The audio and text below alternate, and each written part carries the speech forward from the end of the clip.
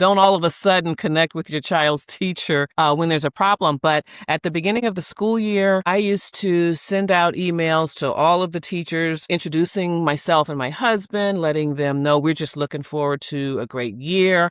I am letting them know that I was there. If there were any concerns, please reach out to me. And just introducing my child to them a little bit. This is what my child is interested in. And then also sharing, perhaps there's something that your child might struggle with. Like I had a child that struggled with organization. And when you've got 26 kids that you're looking at, it's natural that they might make snap judgments about what they're seeing. So perhaps if they see a child with papers hanging out of their notebook or on the floor under their desk, they could say, well, that child doesn't really care about school. They're not respecting the experience. But a parent could share, that's something we're working on. Or my child struggles with organization. He gets overwhelmed when he's got to make a lot of transitions between activities. So this is just something that you might see. So then the teacher can look at that a little bit differently and form a different opinion. Welcome to the show, Carol. I'm Thank so you. excited to have you today. So to begin with, let's talk about all the modern pressures that our children are dealing with today in the classroom. When you go into a classroom, you just said that, okay, be quiet, sit down, but nobody gives you those tips and tricks on how to behave with your peers, what's the right thing to say, what not to say. So we expect it to be perfect in a classroom. How do we as parents help our children with the right vocabulary and teaching them the right skills to deal with peers who are often not very nice? Well, I would say that the building blocks for confidence really can be found at home. So really investing in your child and training them to do work in the home, giving them responsibility for jobs and just engaging with other family members and expanding their responsibility for jobs that affect other people really helps them to learn how to deal with other people and communicate their needs, also respect the needs of other people, and just affirming them at home really can help them to build confidence. That's a very big part of what you need. And so at home, you're really just building their toolkit so that they can take that confidence with them to school. And so something that I did also sometimes with my children at home is we role played, not only for school, but any kind of social situation that they were going to encounter so that they would know how to advocate for themselves. So you have a lot of opportunity at home to prepare them and then let them know what's expected of them at school, what their teachers are likely to ask them to do. Like, say, for example, being seated, especially for young children, right? For being seated, paying attention, waiting their turn, sharing games or books or activities. Those sorts of things can be practiced at home, specifically through role play, but also just engaging with your family members. Yeah, I think that's great advice. Especially you could do that with siblings, sharing and Yes, standing in a line exactly. and all of that. But what I always struggle with, I have 2 little girls, and as my girls are getting older, I've noticed that their ability to advocate for themselves is not as much as I would want it to be. And I have often noticed that little girls can be mean in school. Yes. And my I daughter have boys, but I've learned. I think boys are just rambunctious. They are just jumping around, but girls can be mean with their words, right? And my daughter's often had problems dealing with such girls because she's not seen that kind of an environment at home. And that is my biggest struggle is how do you teach a child, especially a girl, to deal with other peers who are not very kind? And as much as you try at home to do role playing, there's certain things you just can't even imagine will come out of someone's mouth at school. Right. So you often wonder, like, how do I train my child to deal with such a situation? Do you have any tips for that? Yes, certainly preparing them for situations, and you're not going to be able to prepare them for the exact situation, but there's certain standards of respect. And when they're shown respect at home, they're allowed to say their piece, they start to expect respect. And also, when they experience what you're describing at school, that's going to be unfamiliar to them, or that's going to be something that they're going to recognize as unacceptable. And so you give them a process for that. Like, for example, with one of my sons, I said, if someone's not respecting their space or just saying unkind things to them, it's really to say to them, stop, that's not comfortable for me, or I don't like when you say that, whatever it may be, or do that. And then the second time, if they do it again, make that eye contact, like help them understand, I'm serious. This is really not something that I like. And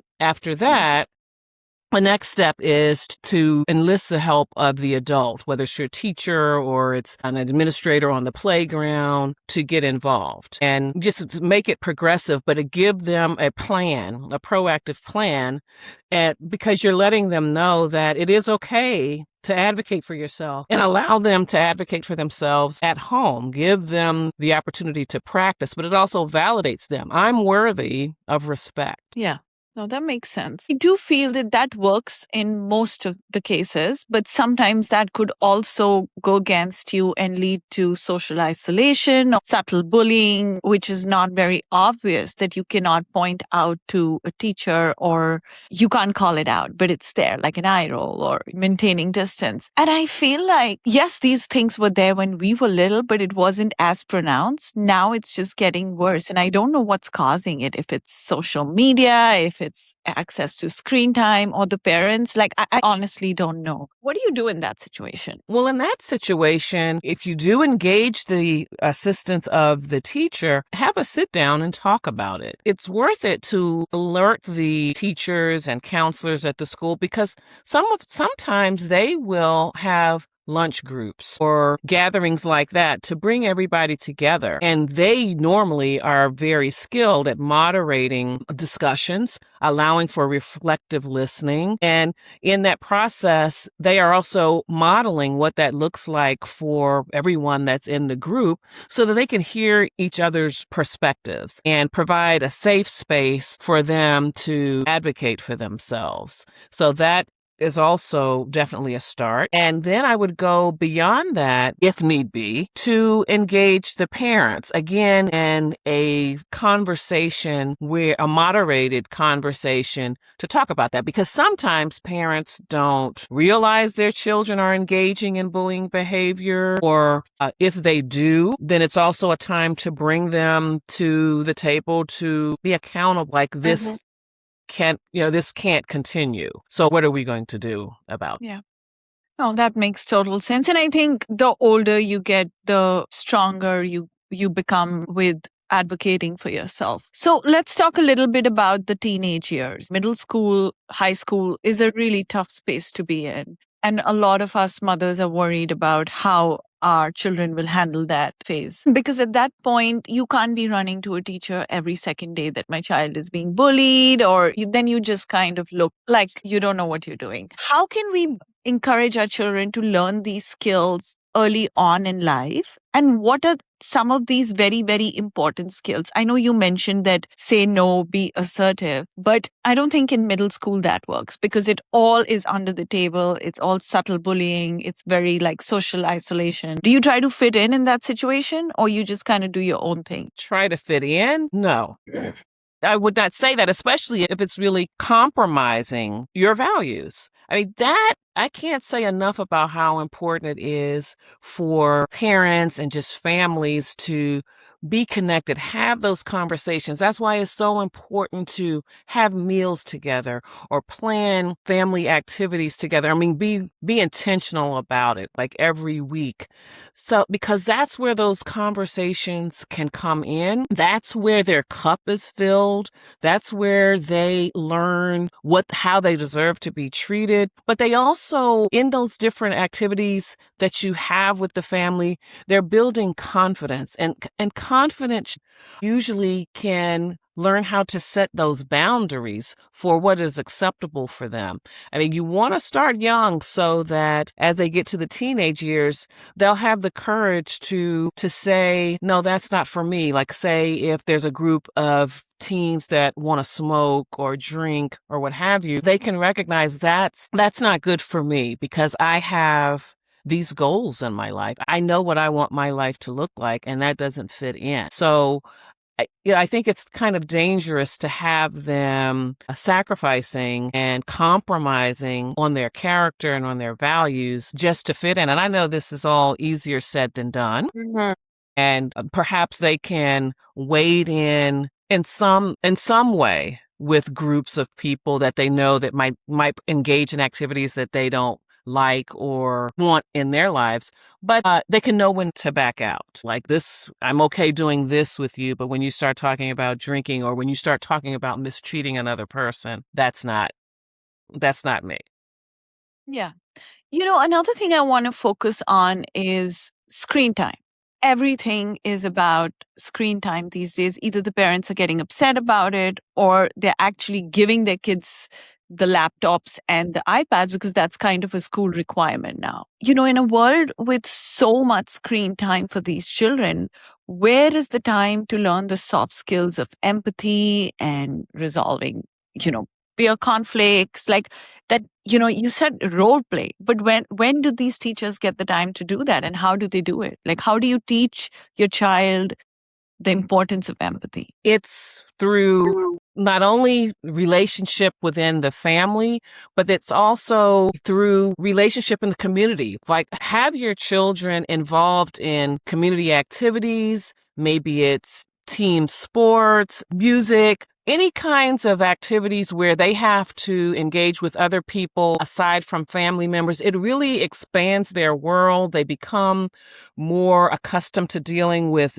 different personalities. They learn that they excuse me, but not everyone thinks like them, and they get that practice. It's really sort of a muscle that they're developing, learning how to move in community and engage with people that might be different from them, have different views, but perhaps you have common interests or perhaps you have a common goal. So you have to figure out a way to work together. So, and that's what you can do at home to prepare your child to move in these new situations. And as I said, teachers, they normally have these kinds of skills, but if they don't, certainly, and I guess we're going to talk about this a little bit later too, which I think is very important for parents to see the school, the teachers and administrators as partners in their children's education. So share with them any kinds of challenges or breakdowns in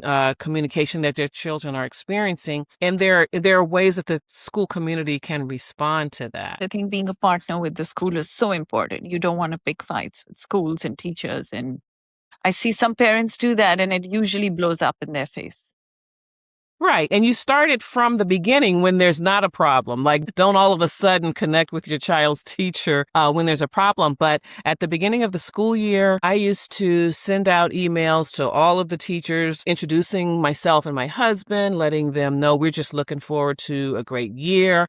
I am letting them know that I was there. If there were any concerns, please reach out to me. And just introducing my child to them a little bit. This is what my child is interested in. And then also sharing, perhaps there's something that your child might struggle with. Like, I had a child that struggled with organization. And when you've got 26 kids that you're looking at, it's natural that they might make snap judgments about what they're seeing. So perhaps if they see a child with papers hanging out of their notebook or on the floor under their desk, they could say, well, that child doesn't really care about school. They're not respecting the experience. But a parent could share, that's something we're working on. Or my child struggles with organization. He gets overwhelmed when he's got to make a lot of transitions between activities. So this is just something that you might see. So then the teacher can look at that a little bit differently and form a different opinion. But it also says, I also feel that connection in the beginning of the school year really sets your child apart a little bit. Because I said, in a sea of 26 faces, now they can see, well, there's someone behind that child that is my partner and will be interested. If I just send them a little note, they will work on this at home with the child. They're engaged. Yeah. Wow. That is great advice. I've never done that, but starting this year in fall, I will be sending those emails out. Let's go back to elementary school life again a little bit. A major challenge for families is consistency. The children are expected to be at their best behavior for 7-8 hours a day. at school, right? And then a lot of them Yes. come home and have these emotional outbursts about whether they were scolded by a teacher, they were bullied, or they fell, or whatever it may be. How do you maintain that consistency of making sure that the child's mood is balanced in school and at home? They're not going through these extreme highs and lows. I know it's easier said than done, and every day is different, but are there some tips and tricks that as parents we can use, and some things we can say to our children which will make them feel like even school is a safe place to express your emotions, whether it's in front of a counselor or a teacher, and you can do that at home? It will be wonderful to have a home routine, right? When your child comes home from school, talk about what they need to sort of unwind. You talked earlier about teasing or bullying, or maybe it's a teacher scolding, or just any sort of encounters. That all of that is hitting that armor. So when they come home, that's their opportunity to take it all off. And so sometimes there's behavior and emotions and all of that when they shed that armor when they get home. And so what would be good is to anticipate that shedding and that need to let their hair down and relax in their own environment. Talk about what would make that transition home very easy for them. So do they need a snack? Do they need some time, some playtime outside in the yard before settling into homework or whatever? And allow them to create what's going to work for them. And then, and your children may have different ways of doing it. I have twin sons, and they had very different ways. One wanted to jump right in to homework. The other one wanted a snack. He wanted to jump on the trampoline. He wanted to just expend a lot of energy. And so both approaches were fine. Just remember that we eat dinner at 6. So just make sure you're ready for that. And homework has to be done in that. And so once they've been able to work out those emotions, you can have those conversations with them, and you can really just listen. It's really about reflective listening. So just hearing them talk about their day, and you can just chime in just to let them know that you're hearing them with wonder. Did you feel left out when the other boys left and went off to play, to look at the video game, or went off to play on the playground? And you're just saying, I wonder. You're not telling them they felt left out.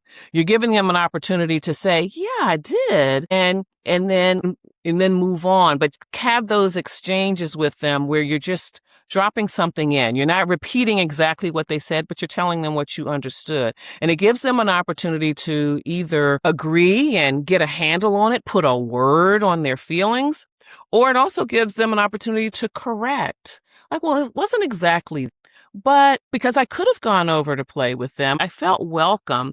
But what I really wished was that they were interested in what I had suggested. So it's kind of a different thing. And so it puts them in touch with their emotions. It gives them a name for those emotions. It also builds connection between the two of you.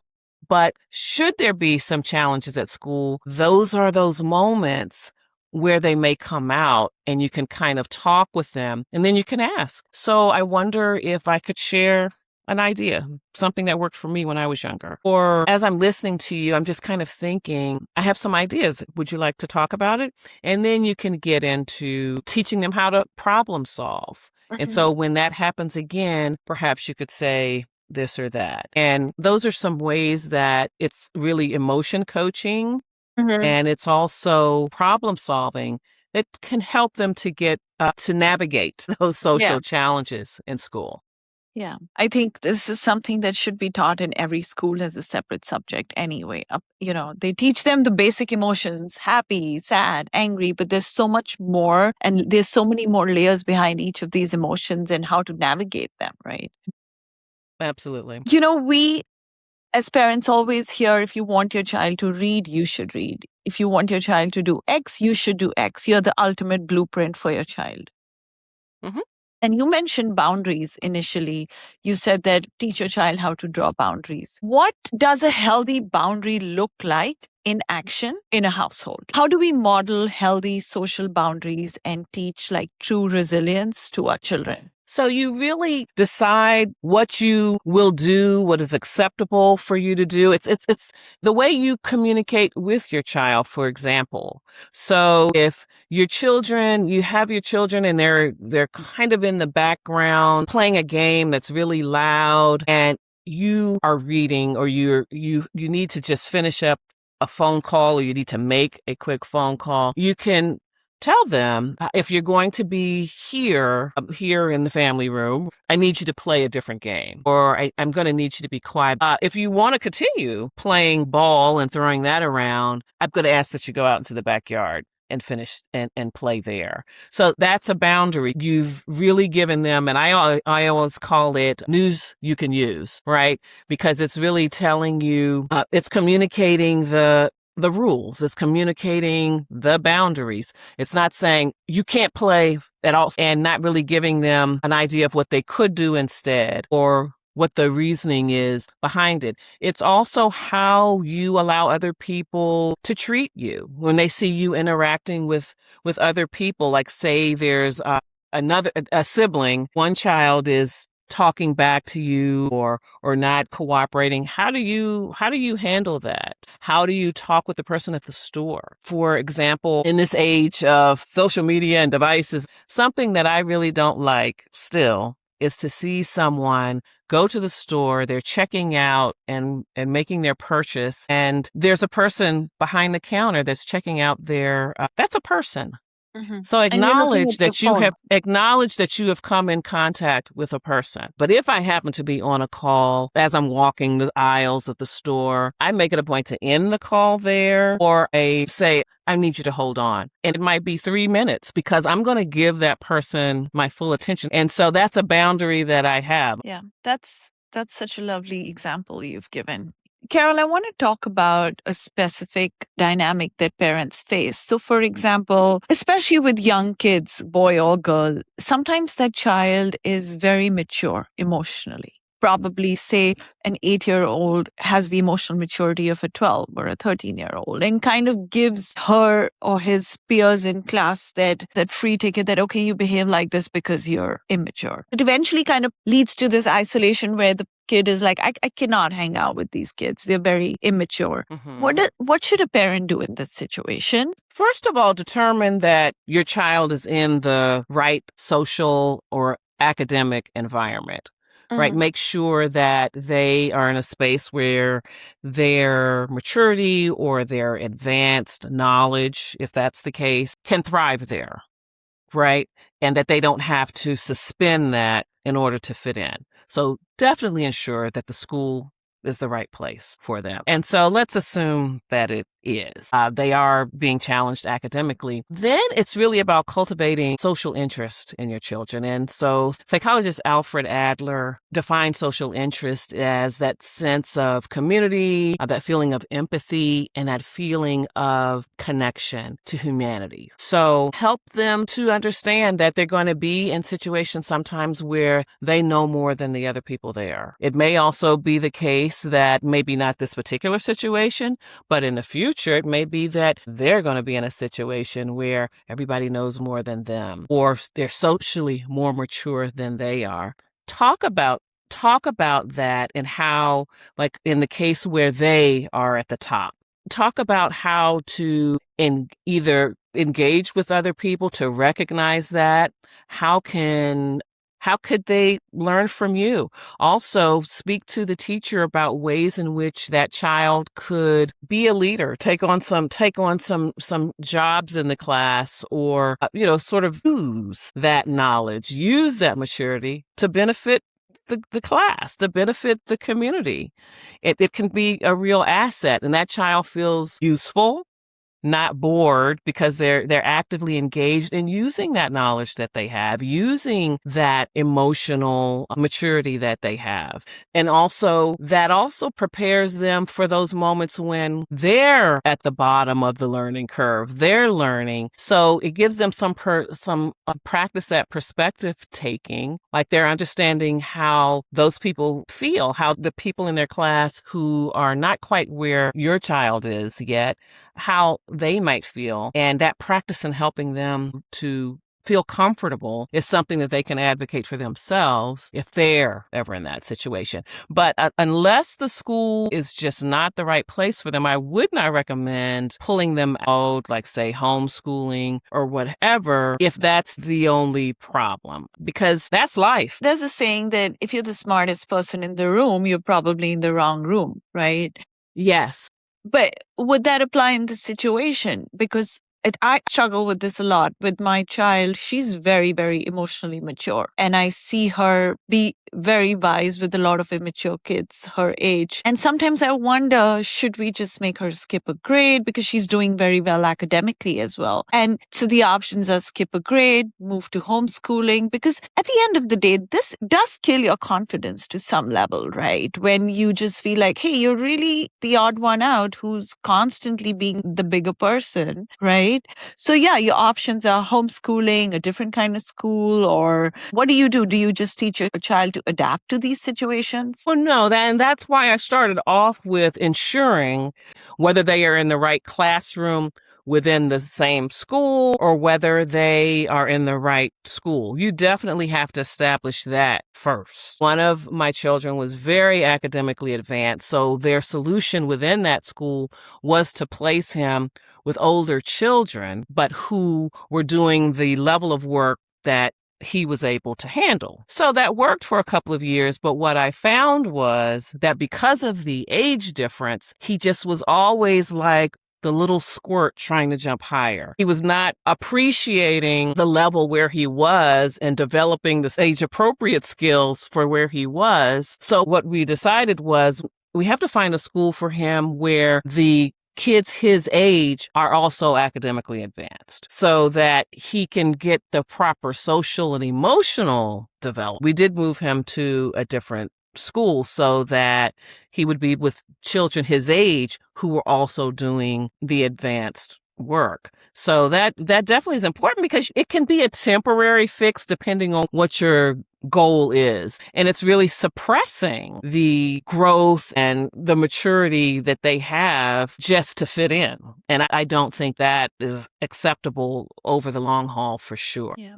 It's a hard decision to make because the cutoff, especially with the public schools here, is so odd. It's like September 1st, and you could have kids ranging from, like, say, 5 years to 6 years in the same class, and the level of maturity is very, very different, right? That 1 year extra year gives you so much more wisdom. But this was such a fantastic conversation, Carol. Thank you so, so much. Very insightful. If there's one piece of advice you would like to leave us with as mothers, what would that be? Connection, building real connection with your children. We can't correct if we have not made the effort to connect. And so that is really, really pretty much the foundation of it. And it sounds obvious, but it goes beyond the telling them what to do, telling them what not to do, like really taking that time, no distractions, no phones, nobody else, but just tuning in to what your child is about, what they're experiencing, what their inner life is. And even if they push back and resist, it's still important for them to know that you